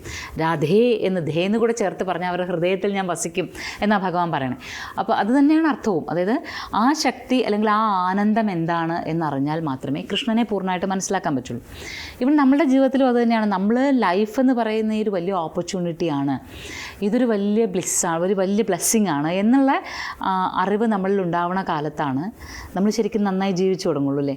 അതിനെക്കുറിച്ചുള്ള ധാരണ ഉണ്ടാവുന്നതിന് മുന്നേ വരെ നമ്മൾ എന്താ ചെയ്യുന്നത്? നമുക്ക് നഷ്ടപ്പെട്ടു പോയതിനെ, നമുക്കില്ലാതെ പോയതിനെ ഒക്കെ പേർത്തും ആലോചിച്ചുകൊണ്ടേയിരിക്കും. ഇതങ്ങനെ അല്ലാത്തൊരവസ്ഥയിലേക്ക് വരണമെങ്കിൽ ഒരു ആനന്ദം ഉണ്ടാവണം. ആ ആനന്ദത്തിൻ്റെ മൂർത്തിമത് ഭാവമാണ് ആരാധന എന്ന, കൃഷ്ണനോടുള്ള ആരാധന എന്ന രാധ. അതാണ് രാധ. അപ്പം നമ്മളത് വേറിട്ട് കാണേണ്ടതില്ല. അതുകൊണ്ട് തന്നെ കൃഷ്ണന് ശേഷം രാധയ്ക്ക് എന്ത് സംഭവിച്ചു? കൃഷ്ണൻ ഉപേക്ഷിച്ചപ്പോൾ വിരഹിണിയായോ രാധ? ഈ ചോദ്യങ്ങൾക്കൊന്നും പ്രസക്തിയില്ല. കൃഷ്ണൻ കൃത്യമായും കൃഷ്ണൻ ഈ പ്രപഞ്ചത്തിലേക്ക് എന്ത് നൽകണമെന്ന് ആഗ്രഹിച്ചോ അതവർ രണ്ടായി നിന്നുകൊണ്ട് നൽകി. ആ നൽകുന്ന ഊർജ്ജത്തെ അങ്ങനെ തന്നെ നിലനിർത്തി കൊണ്ടുപോയി. വൃന്ദാവനത്തിൽ കൃഷ്ണന് ശേഷം ആ ആനന്ദത്തെ നിലനിർത്തുന്ന ആ ഒരു സമ്പ്രദായത്തിലേക്ക് രാധ വന്നു. അത് കഴിഞ്ഞ് കൃഷ്ണൻ്റെ അവതാരം പൂർത്തിയായപ്പോഴും രാധയാണ് കൃഷ്ണനെ സ്വർഗത്തിലേക്ക് ക്ഷണിക്കുന്നത്, കൊണ്ടുപോകുന്നത്, തിരിച്ച് ഗോലോകത്തേക്ക് തിരിച്ചു കൊണ്ടുപോകുന്ന രാധാറാണി ക്ഷണിച്ചിട്ടാണെന്നാണ്. അപ്പോൾ അതാണ് ആ അവതാരം. അത് രണ്ടും ഒന്നിൽ നിന്ന് രണ്ടായി വന്ന് പിന്നെ തിരിച്ചു വീണ്ടും ഒന്നായി പോയ സത്യമാണ്. അതിൽ നമുക്ക് കവിതകൾ എഴുതാനും കഥകൾ എഴുതാനും പ്രണയത്തെക്കുറിച്ച് പറയാനും പ്രണയത്തിലെ വിരഹത്തെക്കുറിച്ച് പറയാനും ഒക്കെ കുറച്ച് സുഖവും സന്തോഷവും കൂടുതലാണ്. ഭാഷ കൂടുതൽ നന്നായി ഉപയോഗിക്കാൻ പറ്റും എന്നുള്ളത് കൊണ്ടൊക്കെ ആവും അത് പറഞ്ഞ് കൂടുതൽ അത്തരത്തിലൊരു പ്രണയത്തിലേക്കും വിരഹത്തിലേക്കും കൂടുതലായി പോയത്. എൻ്റെ അനുഭവ യാത്രയിൽ ഞാൻ മനസ്സിലാക്കുന്ന രണ്ടും ഒന്ന് തന്നെയാണ്. ആ കൃഷ്ണൻ എന്ന പരമമായ ആനന്ദത്തെ ഉൾക്കൊള്ളണമെങ്കിൽ അത് രാധ എന്താണ് എന്നറിയണം. രാധയിലൂടെ ആ കൃഷ്ണനിലേക്കുള്ള സഞ്ചാരം സാധിക്കുള്ളൂ. അതുകൊണ്ടാണ് നമ്മൾ രാധേ രാധേ ജപിക്കുന്നത്. രാധേ രാധേ എന്ന് ജപിക്കുമ്പോൾ യഥാർത്ഥത്തിൽ നമ്മൾ അറിയുന്നത് കൃഷ്ണനെയാണ്. കൃഷ്ണ ഭഗവാനെ ദർശിക്കുന്നത് വരെ രാധ കണ്ണു തുറന്നിട്ടില്ല എന്ന് ഞാൻ ഒരു ഐതിഹ്യത്തെക്കുറിച്ച് കേട്ടിട്ടുണ്ട്. അതിനെക്കുറിച്ചൊന്ന് ചേച്ചി പറയാമോ? രാധാറാണിയെക്കുറിച്ച് വൃന്ദാവനത്തിലെ ഏറ്റവും പ്രധാനപ്പെട്ട ഐതിഹ്യങ്ങളിലൊന്നാണ് ഇത്. അതായത് ഭഗവാൻ ജനിക്കുന്നതിന് 3 വർഷങ്ങൾക്ക് മുൻപ് രാധ ഭൂമിയിൽ അവതരിച്ചു എന്നാണ്. 3 വർഷം മുൻപ്, 7 വർഷം മുൻപ്, 4 വർഷം, പല കണക്കുകളാണ്. ഏതായാലും ഭഗവാൻ അവതരിക്കുന്നതിന് മുന്നേ രാധാറാണി അവതരിച്ചു എന്നുള്ളത് മാത്രം നമ്മൾ മനസ്സിലാക്കിയാൽ മതി. വർഷങ്ങളുടെ കണക്കിന് പ്രാധാന്യമില്ല. പക്ഷേ ഒരു താമരപ്പൂവിൽ നിന്നിട്ടാണ് രാധയെ കിട്ടുന്നത്, വൃഷഭാനുവിനും കീർത്തിമയ്ക്കും. അവർ രണ്ടാളും ഈശ്വരഭക്തിയോടുകൂടി ഒരു കുഞ്ഞിന് വേണ്ടി ആഗ്രഹിച്ചിരിക്കുന്ന കാലത്ത് ഒരിക്കൽ യമുനയുടെ നദിയുടെ മധ്യത്തിലായിട്ടൊരു താമര കണ്ടിട്ട് അവിടേക്ക് ചെന്ന് നോക്കുമ്പോൾ ഒരു പെൺകുട്ടിയെ കാണാണ്, തേജസ്വിയായിട്ടുള്ളൊരു പെൺകുട്ടിയെ കാണാം. അപ്പോൾ ആ കുഞ്ഞിനെ എടുത്തുകൊണ്ട് വന്നിട്ട് പിന്നെ വളർത്താൻ രാജകുമാരിയെ പോലെ വളർത്താം. അത് അവിടെ തന്നെ പറയുന്നതാണ്. നന്ദഗോപരും ഋഷഭാനുവും രണ്ടുപേരും ഏറ്റവും അടുത്ത സുഹൃത്തുക്കളാണ്. നന്ദഗോപർക്ക് 9 ലക്ഷം പശുക്കളും ഋഷഭാനുവിന് 11 ലക്ഷം പശുക്കളുമാണ് ഉള്ളത്. അപ്പോൾ പ്രമാണിത്വം കൂടുതൽ വേണമെങ്കിൽ ഋഷഭാനുവിനാണെന്ന് പറയുകയും ചെയ്യാം. അപ്പോൾ അതുകൊണ്ട് തന്നെ രാധയെ കിട്ടിക്കഴിഞ്ഞപ്പോൾ ഒരു ആഘോഷമായിട്ട് ഗംഭീരമായിട്ടുള്ള ഒരു ഉത്സവമൊക്കെ ആയിട്ട് നടത്തും. പക്ഷേ പോകെയാണ് അവർ മനസ്സിലാക്കുന്നത് കുട്ടിക്ക് കണ്ണും കാണുന്നില്ല, ശബ്ദങ്ങൾക്കൊന്നും റെസ്പോണ്ട് ചെയ്യുന്നില്ല, ഒന്നിനും പ്രതികരിക്കുന്നില്ല, ഒന്നും പറയുന്നുമില്ല. അപ്പോൾ അന്ധയും ബധിരയും മൂകയുമാണ് ഈ കുട്ടി എന്നുള്ളൊരു തീരുമാനത്തിൽ എല്ലാവരും എത്താണ്. അങ്ങനൊരു 3 വർഷം ഈ പറഞ്ഞ പോലെ ഒരു കുറച്ച് കാലം കഴിയുമ്പോഴാണ് വൃഷഭാനു ഒരു ദിവസം സന്തോഷത്തോടു കൂടി വന്ന് കീർത്തിമയോട് പറയണത്, അറിഞ്ഞില്ലേ നന്ദഗോപരുടെ ഭാര്യ പ്രസവിച്ചു, ആൺകുട്ടിയാണ് എന്ന് പറയും. അപ്പോൾ ഈ കുഞ്ഞിനെ കാണാനായിട്ട് കീർത്തിമ രാധയും കൊണ്ട് പോയിട്ട് യശോദമ്മയ്ക്ക് ഒരു വശത്തായിട്ട് കിടക്കുകയാണ് കൃഷ്ണൻ. അപ്പോൾ രാധയുടെ അടുത്ത് പറയും, ദാ കണ്ടോ, കണ്ണനെ കണ്ടോ എന്ന് ചോദിക്കും. ഇത് കേട്ട നിമിഷം രാധയുടെ കണ്ണുകളിലേക്ക് ഒരു പ്രകാശം വന്നു എന്നും കണ്ണാ എന്ന് ആദ്യം വിളിക്കുകയും ചെയ്തു എന്നാണ്. ഇത് വൃന്ദാവനത്തിൽ വെച്ചിട്ട് റാവൽ എന്ന് പറഞ്ഞ സ്ഥലത്ത് വെച്ച് പറയുമ്പോൾ എല്ലാവരും കുറേ ഇമോഷണലാവും. എന്ന് വെച്ചാൽ അത്രയും കാലം കൃഷ്ണനെ കാണാൻ, അല്ലെങ്കിൽ കൃഷ്ണൻ എന്ന വാക്ക് മാത്രം ശബ്ദിക്കാൻ വേണ്ടിയിട്ടുള്ളൊരു തപസ് എന്ന് പറയുന്നുണ്ടല്ലോ. അത് നമ്മൾ നേരത്തെ പറഞ്ഞില്ലേ, രണ്ടാളും ഒന്നാണ്, രണ്ടായിട്ട് വന്നതാണെന്ന്. ഈ രണ്ടായിട്ട് വന്നതെന്ന് പറയുമ്പോൾ രാധ വന്നു, കൃഷ്ണൻ വന്നാലേ പൂർത്തിയാവണുള്ളൂ. കൃഷ്ണനും കൂടി ഈ ഭൂമിയിലേക്ക് അവതരിക്കുമ്പോഴേ ഇത് പൂർത്തിയാവുന്നുള്ളൂ. ഇത് രണ്ടായി നിൽക്കുകയാണ്. അപ്പോൾ പൂർണ്ണമല്ല ആദ്യത്തേത്. അതിനെ പിന്നീട് പൂർണ്ണമാക്കുന്നത് കൃഷ്ണനും കൂടി എത്തിക്കഴിയുമ്പോഴാണ്. ആ പൂർണ്ണതയാണ് അവിടെ കൃഷ്ണനെ കണ്ടപ്പോൾ കണ്ണ് തുറക്കുക, കൃഷ്ണ എന്ന് വിളിക്കുക, കൃഷ്ണൻ എന്ന ശബ്ദം കേൾക്കുക, കണ്ണൻ എന്ന ശബ്ദം കേൾക്കുക എന്നുള്ളിടത്ത് നമ്മളുടെ രാധയുടെ ആത്മസമർപ്പണം മനസ്സിലാക്കുന്നതിനോടൊപ്പം തന്നെ ഈ ഒരു കാര്യം കൂടിയാണ് നമ്മൾ മനസ്സിലാക്കുന്നത്. ഇപ്പോൾ രാധാറാണി പൂർണ്ണതയിലേക്ക്, അല്ലെ രാധയും കൃഷ്ണനും പൂർണ്ണതയിലെത്തുന്ന അപ്പോഴാണ്. നമ്മൾ വൃന്ദാവനത്തിലെ കൃഷ്ണനെ ഒന്ന് ശ്രദ്ധിച്ചു നോക്കൂ. വൃന്ദാവനത്തിലെ കൃഷ്ണൻ ഓടക്കുഴൽ വായിക്കുന്നു, പാടുന്നു, കുസൃതികൾ കാണിക്കുന്നു, നൃത്തം ചെയ്യുന്നു, എല്ലാവരെയും സന്തോഷിപ്പിക്കുന്നു, അങ്ങനെ ഉള്ള കൃഷ്ണൻ. പക്ഷേ വൃന്ദാവനത്തിൽ നിന്ന് പോയിട്ട് കൃഷ്ണൻ, നമ്മൾ ആലോചിച്ച് നോക്കൂ, കൃഷ്ണൻ്റെ ഒരു രീതി ഒരുപാട് പേർക്ക് പിന്നീട് ഗുരുവും ചങ്ങാതിയും വഴികാട്ടിയും ഒക്കെ ആകുന്നുണ്ടെങ്കിലും ഈ ആനന്ദത്തിൻ്റെ മൂർത്തി സ്വരൂപം വൃന്ദാവനത്തിൽ മാത്രമാണ്. അതുകൊണ്ട് തന്നെ ഇപ്പോൾ ഏത് ഭക്തരോട് വേണമെങ്കിലും ചോദിച്ചാൽ വൃന്ദാവനം വേണോ കുരുക്ഷേത്രം വേണോ എന്ന് ചോദിച്ചാൽ എല്ലാവരും വൃന്ദാവനമല്ലേ തിരഞ്ഞെടുക്കുള്ളൂ. അതിന് കാരണമാകുന്ന ശക്തിയാണ് നമ്മൾ രാധ എന്ന് വിശേഷിപ്പിക്കുന്നത്. അത് കൃഷ്ണൻ തന്നെയാണ്. രാധയും കൃഷ്ണൻ രണ്ടല്ല, ഒന്ന് തന്നെയാണ്. അപ്പോൾ ആ രാധ ആദ്യമായിട്ട് കൃഷ്ണനെ കണ്ടു എന്ന് പറഞ്ഞാൽ ഈ രണ്ടാളും ഒരുമിച്ച് അവതരിച്ച് ഭൂമിയിലേക്ക് അതിൻ്റെ പൂർണ്ണതയിലേക്ക് എത്തി എന്നുള്ളതാണ് നമ്മൾ മനസ്സിലാക്കേണ്ടുന്ന അർത്ഥം. അതാണ് ശരിക്കും. അതുകൊണ്ട് തന്നെ രാധ അവിടെ വൃന്ദാവനത്തിൽ ബ്രജവാസികൾക്ക് രാധ എന്ന് പറഞ്ഞാൽ അവർക്ക് ലാഡ്ലിയാണ്, പിന്നെ ശ്രീജിയാണ്, കുമാരിയാണ്, അവരുടെ എല്ലാമാണ് രാധ. കൃഷ്ണനെ എത്ര ആരാധിക്കുന്നു അത്ര കണ്ട്, അല്ലെങ്കിൽ നമ്മളൊന്ന് ശ്രദ്ധിച്ചാൽ തോന്നുന്ന ഒരുപടി കൂടുതൽ അവർ രാധയെ ആരാധിക്കുന്നുണ്ടോ ഉപാസിക്കുന്നുണ്ടോ എന്ന് തോന്നും. അത് ഇതുകൊണ്ടാണ് എന്നാണ്. അതായത് ഈ ശക്തി ഊർജ്ജം, സ്ത്രൈണ ഊർജ്ജം ഭഗവാൻ തന്നെ എപ്പോഴും ശ്രദ്ധിച്ചിട്ടില്ലേ, ഭഗവാൻ എപ്പോഴും ആ അമ്മ എന്ന് പറഞ്ഞാൽ യശോദാമ്മയ്ക്ക് മുന്നിലാണ് ലീലകൾ, അല്ലെങ്കിൽ ഗോപസ്ത്രീകൾക്ക് മുന്നിലാണ്, അതല്ലെങ്കിൽ പാഞ്ചാലിക്ക് വേണ്ടിയിട്ടാണ് വിശ്വരൂപം. അപ്പോൾ ഇങ്ങനെ ഈ പ്രപഞ്ചത്തിൻ്റെ ശക്തിക്ക്, പ്രകൃതിയുടെ ശക്തിക്ക് ഒരു സ്ത്രൈണ സ്വരൂപമാണ് എന്നുള്ളതിനെ ഉഗ്രമായ സത്യമായി മനസ്സിലാക്കിക്കൊണ്ട്, എന്നാൽ ഉഗ്രം എന്നുള്ള വാക്ക് ഉപയോഗിച്ചെന്തിനാന്ന് വെച്ചാൽ ഊർജ്ജത്തെ ഏറ്റവും അഗ്രഗണ്യത്തിൽ എത്തിക്കുന്നതുകൊണ്ടാണ്. അപ്പോൾ അങ്ങനെയുള്ള കൃഷ്ണസ്വരൂപം, ആ കൃഷ്ണസ്വരൂപത്തെ അതിൻ്റെ പൂർണ്ണ ആനന്ദ സ്വരൂപത്തിൽ എത്തിക്കുന്ന രാധ എന്ന ഭാവം, അതാണ് രാധയെ ശരിക്കും പറഞ്ഞാൽ ഒരു ഗോപസ്ത്രീയായിട്ട് ഒരിക്കലും കാണരുത്. ഗോപികമാരിൽ ഒരാളായിട്ട് ഒന്നും കാണാൻ പറ്റില്ല. ഗോപികമാരുണ്ട്, ബ്രജവാസികളുണ്ട്, എല്ലാം ഉണ്ട്. പക്ഷേ കൃഷ്ണൻ ഉണ്ട് എന്ന് പറയുമ്പോൾ ഗോപാലകർക്കിടയിൽ ഒരാളല്ലല്ലോ കൃഷ്ണൻ, മാറി നിൽക്കുന്ന ഒരാളല്ലേ. അതുപോലെ രാധ എന്ന് പറയുമ്പോഴും മാറി നിൽക്കുന്ന ഒരു രണ്ട് ശക്തികളാണ്, അർദ്ധനാരീശ്വരന്മാരാണ് അവരൊത്തുചേരുമ്പോഴാണ് ആനന്ദം എന്ന് പറയുന്നത് ഈ പ്രപഞ്ചത്തിൽ സാധ്യമാകുന്നത്. അതുകൊണ്ട് രാധാകൃഷ്ണ എന്ന് പറയുമ്പോഴേ ഉള്ളൂ. അത് രസകരമായിട്ടൊരു ഒരു ഒരു ഞാൻ വായിച്ചിട്ടുണ്ട്. ഇപ്പോൾ രാധാകൃഷ്ണ എന്ന് ഇംഗ്ലീഷിൽ എഴുതുമ്പോൾ RADHA പിന്നെ കൃഷ്ണ അങ്ങനെയല്ലേ എഴുതാം. ഇതിൽ രാധ എന്നുള്ളതിൻ്റെ ധ്വനിപ്പിക്കുന്ന എന്നുള്ള അക്ഷരം മാറ്റിക്കഴിഞ്ഞാൽ, 6 മാറ്റിക്കഴിഞ്ഞാൽ കൃഷ്ണൻ ആധാകൃഷ്ണനാണെന്ന്. അപ്പോൾ പകുതി കൃഷ്ണയാവുന്നുള്ളൂ. അപ്പോൾ കൃഷ്ണനെ നമുക്ക് മുഴുവനായിട്ട് മനസ്സിലാക്കണമെങ്കിൽ രാധയിലൂടെ വേണം എന്നാണ്. അതാണ് രാധ കണ്ണ് തുറന്നതിന് പിന്നിലെയും സത്യം അത് തന്നെയാണ്. അത് രണ്ടാളും രാധയെ പൂർണ്ണമായിട്ട് മനസ്സിലാക്കണമെങ്കിൽ കൃഷ്ണനെ അറിയണം, കൃഷ്ണനിലൂടെ മാത്രമേ രാധയെ പൂർണ്ണമായിട്ട് മനസ്സിലാക്കാൻ പറ്റൂ. അതാണ് അതിൻ്റെ ഒരു സത്യം. ചേച്ചി, ഈ വൃന്ദാവന യാത്രയുടെ പ്രസക്തി എന്താണ്? അതുമല്ല, ഒരു തവണയെങ്കിലും വൃന്ദാവനത്തിൽ പോകണമെന്ന് പറഞ്ഞു കേട്ടിട്ടുണ്ട്. അതെന്തുകൊണ്ടാണ്? വൃന്ദാവന യാത്രയുടെ പ്രസക്തി എന്ന് വെച്ചാൽ എന്താ പറയുക, നമ്മളുടെ ജീവിതത്തോളം തന്നെ ആ അനുഭവങ്ങളെ ഉയർത്തിക്കൊണ്ടുവരണം. നമ്മൾ നേരത്തെ പറഞ്ഞില്ലേ, ഭഗവത് അനുഭവ സഞ്ചാരം. നമ്മൾ കുഞ്ഞുകാലം മുതൽ കൃഷ്ണനെക്കുറിച്ച് കേൾക്കുന്നവർ, കൃഷ്ണനെക്കുറിച്ച് അറിയുന്നവർ, പക്ഷേ കൃഷ്ണനെ അനുഭവിക്കുന്നതിൻ്റെ ഒരു പ്രത്യേകത വൃന്ദാവനമാണ് നമുക്ക് നൽകുന്നത്. അപ്പോൾ പലരും എന്നോട് ചോദിക്കാറുണ്ട്, വൃന്ദാവനത്തിൽ മാത്രമേ കൃഷ്ണനുള്ളൂ, എന്തുകൊണ്ട് ഇവിടെ ഇല്ലേ, ഗുരുവായൂരില്ലേ? എല്ലായിടത്തും ഉണ്ട് ഭഗവാൻ. പക്ഷേ വൃന്ദാവനത്തിൽ നമ്മളൊന്ന് ചെന്ന് ഈ വൃന്ദാവനത്തിലുള്ള കൃഷ്ണ സാന്നിധ്യങ്ങളെ യമുനയുടെ പശ്ചാത്തലത്തിൽ യമുന പറഞ്ഞു തരുന്ന കഥകളിലൂടെ കേട്ട് ഭഗവാൻ സ്പർശിച്ച കടമ്പിനെ അറിഞ്ഞുകൊണ്ട് ഭഗവാനായ ഗോവർദ്ധനഗിരിയെ കണ്ടുകൊണ്ടൊക്കെ നമ്മൾ ആ വൃന്ദാവനത്തെ ഒന്ന് മനസ്സിലാക്കി കഴിയുമ്പോൾ ഉള്ളിൽ പതിയുന്ന ഒരു കൃഷ്ണഭാവമുണ്ട്, രാധാസ്വരൂപനായ കൃഷ്ണൻ്റെ ഭാവമുണ്ട്. അത് പിന്നെ ഒരിക്കലും പോവില്ല. പിന്നെ ആ ഹൃദയത്തിലാണ് നമ്മുടെ വൃന്ദാവനം ഉണ്ടാവണേ. ആ വൃന്ദാവനത്തിൻ്റെ ഇപ്പോൾ നമ്മൾ വൃന്ദാവനം അല്ലാതെ കണ്ടു കഴിഞ്ഞാൽ പറഞ്ഞല്ലോ, നേരത്തെ പറഞ്ഞ പോലെ ഒരു നഗരത്തിൻ്റെ സ്വഭാവത്തിലേക്ക് വളർന്നുകൊണ്ടിരിക്കുന്ന ഒരു സ്ഥലമാണ് നമുക്ക്. പക്ഷേ ഇതിൻ്റെ ഉള്ളിൽ സൂക്ഷിക്കുന്ന ആ ഗുപ്തമാക്കി വെച്ചിരിക്കുന്ന ഒരു വൃന്ദാവനമുണ്ട്. ആ വൃന്ദാവനത്തെ കാണണമെങ്കിൽ അവിടെ തന്നെ പോയാലേ സാധിക്കുള്ളൂ. അതൊരിക്കലെങ്കിലും പോയിട്ട് പിന്നെ നമുക്ക് എപ്പോൾ വേണമെങ്കിലും മനസ്സ് കണ്ണൊന്നടച്ചാൽ നമുക്ക് ആ വൃന്ദാവനത്തെ ഇവിടെയും കൊണ്ടുവരാം, എവിടേക്കും കൊണ്ടുവരാം. പക്ഷെ അതിന് ആദ്യം ഒന്ന് അവിടെ എത്തണം. അവിടെ എന്താണ് അതിന് പ്രധാന ഘടകം? യമുനയാണ്. യമുനയും മണ്ണുമൊക്കെയാണ് അവിടുത്തെ പ്രത്യേകത. നമ്മൾ നേരത്തെ പറഞ്ഞല്ലോ, ഈ 5 ഘടകങ്ങളിലൂടെയാണ് നമ്മുടെ യാത്ര. അപ്പോൾ ഇവർ ഗുപ്തമാക്കി വെച്ചിരിക്കുന്ന വൃന്ദാവനത്തെ ഒരിക്കലൊന്ന് അനുഭവിക്കുകയും അറിയുകയും ചെയ്തു കഴിഞ്ഞാൽ പിന്നെ തിരിച്ച് നമ്മൾ എവിടെയായാലും കുഴപ്പമില്ല, നമുക്കൊന്ന് കണ്ണടച്ചാൽ വൃന്ദാവനത്തെ കാണാം. അതുകൊണ്ടാണ് പറയുന്നത് ഒരു തവണയെങ്കിലും പോയിരിക്കണം. വൃന്ദാവന യാത്രയ്ക്ക് തീർച്ചയായിട്ടും പ്രസക്തിയുണ്ട്. നമ്മൾ ഈ പ്രകൃതിയെ സംരക്ഷിക്കണമെന്ന് ആഗ്രഹിക്കുന്നുണ്ടെങ്കിൽ, നമ്മളുടെ ജീവിതത്തിൽ ആനന്ദമുണ്ടാകണം, ഒരു ഹാപ്പിനെസ് എന്ന് പറയുന്നത് ഇന്നിപ്പോൾ ഒരുപാട് കോഴ്സസാണ് നടക്കുന്നത് ജീവിതത്തിൽ എങ്ങനെ ഹാപ്പിനെസ് ഉണ്ടാക്കാം എന്നുള്ളത്. അപ്പോൾ അതിന് എന്തൊക്കെയാണ് വഴികളെന്ന് നമ്മൾ പലപ്പോഴും അന്വേഷിച്ചുകൊണ്ടിരിക്കുന്നു.